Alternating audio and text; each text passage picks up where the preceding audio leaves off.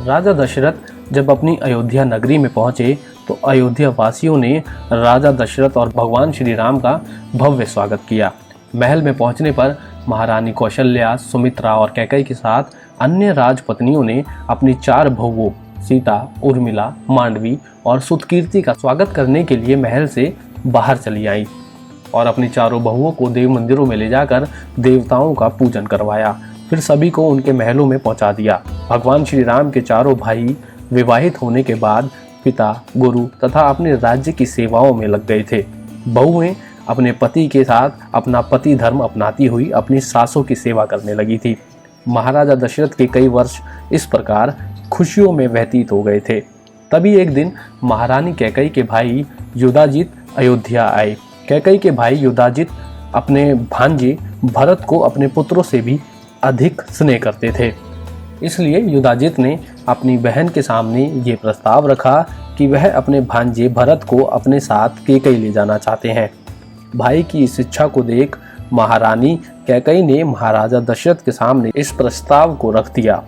महाराजा दशरथ कभी भी अपने पुत्रों को अपने से दूर होने की कल्पना भी नहीं करते थे, परंतु अपने सबसे प्रिय महारानी कैकेयी के प्रस्ताव को वो अस्वीकार नहीं कर सके और अपने पुत्र भरत को उनके मामा के घर जाने की आज्ञा दे दी।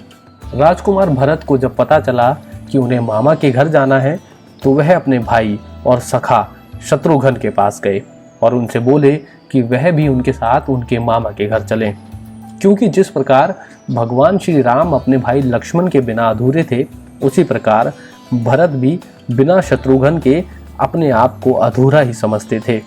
जिस प्रकार लक्ष्मण कभी भी अपने भाई राम की आज्ञा का उल्लंघन नहीं करते थे, उसी प्रकार शत्रुघ्न भी अपने भाई भरत की आज्ञा की अवहेलना नहीं करते थे।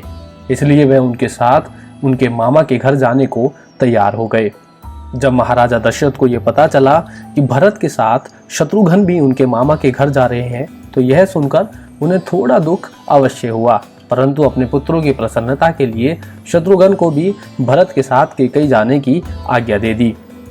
भरत और शत्रुघ्न के जाने के बाद भगवान श्री राम और लक्ष्मण अपने पिता, गुरु और राज्य की सेवा में और अधिक समय देने लगे थे।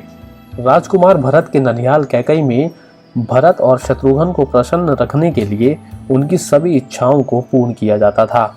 मामा, नाना आदि सभी से उन्हें बड़ा लाड प्यार मिल रहा था, परंतु इस सुखपूर्ण स्थितियों में भी राजकुमार भरत और शत्रुघ्न अपने वृद्ध पिता को कभी नहीं भूलते थे। उसी प्रकार अयोध्या में महाराजा दशरथ भी अपने उन दोनों पुत्र भरत और शत्रुघ्न को सदा स्मरण किया करते थे, जबकि भगवान श्री राम सदा अपनी सेवा से अपने पिता, अपनी सभी माताओं को पूर्णतः संतुष्ट रखने का पूर्ण प्रयास करते रहते थे। रामं नमामि।